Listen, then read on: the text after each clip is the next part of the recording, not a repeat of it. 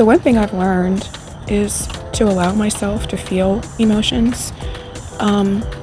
When the tears, it's not always convenient, but when the tears are coming, to try to let them come and to not hold back. Sometimes we still might need to find, a time that's appropriate if we're at a job or if we're out in public with a lot of people. We might not feel that we can cry then, but to at least allow yourself some time alone to process emotions. There were years that I spent disassociating and remaining pretty much separate from my body. We have to actually process our pain for it to leave. It's kept in our body as stored trauma. So it's very important to start the process of actually feeling the pain. There might be things that come up from years before, and we have to be okay with that. Another thing I have found that's helped me was intermittent fasting. I used to think my brother-in-law was crazy for only eating one meal a day, and I really just hadn't been around people who were that fanatical. I thought it as very fanatical. But when I started healing from my past and from trauma 2.5 years ago, I learned about intermittent fasting, and I learned that, eating one meal a day is just one way of doing that. I would suggest not starting there unless you really have a lot of self-control.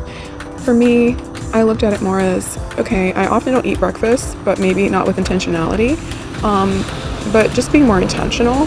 And I would have maybe tried to eat my 2 meals a day a little closer together.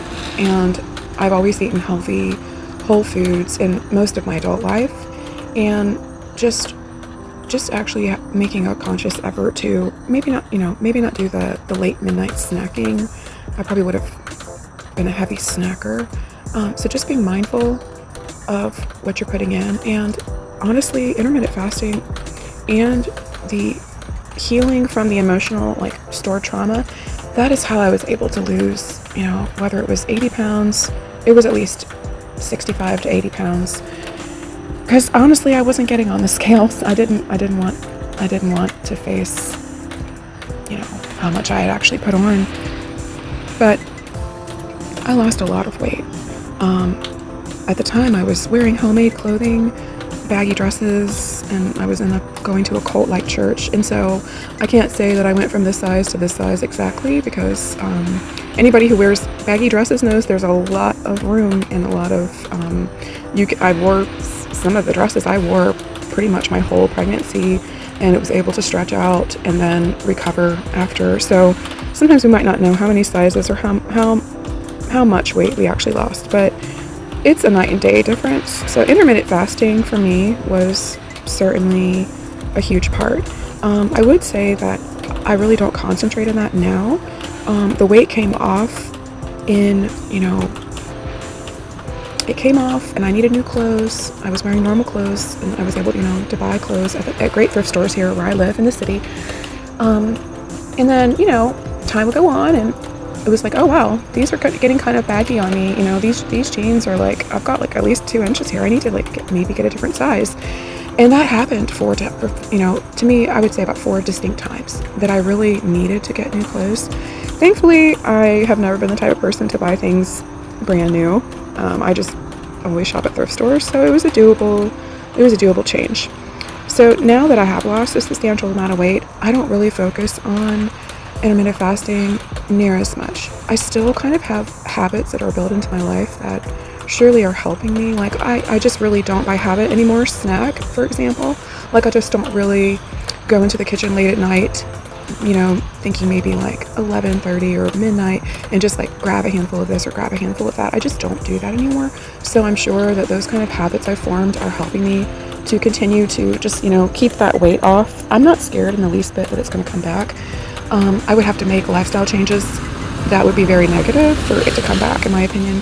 I think that so much is tied to the emotional aspect and the stored trauma. It's just my personal opinion.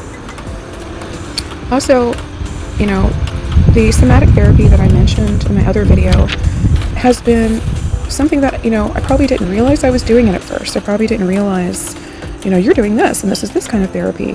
But for me, like I said, I started walking, probably not every day at first.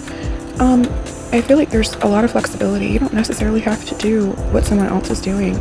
You don't necessarily have to be as radical as many other people might. You can take baby steps and still see, pretty big strides in your body and in your mind.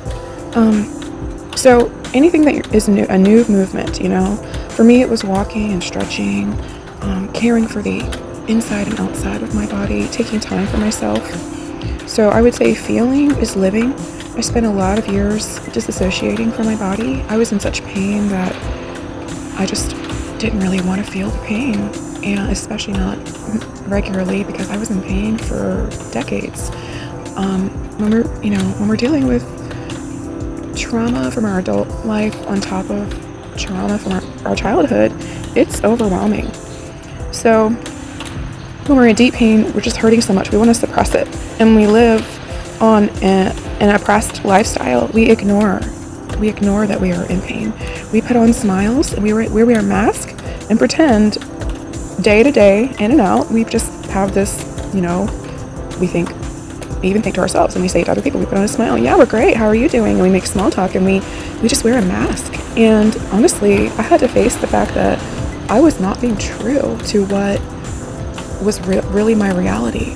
Living in reality, even if your reality is really, really bad, is actually one of the first, changes you can make in the right direction for yourself overall. Because when you choose to not continue tricking yourself that things are really great and fine, then you start to wake up to what you're not really willing to put up with any longer. And the longer you keep wearing a mask and, lying to yourself and lying to everyone that's outside of yourself that you're great and everything's fine, you just keep going in cycles.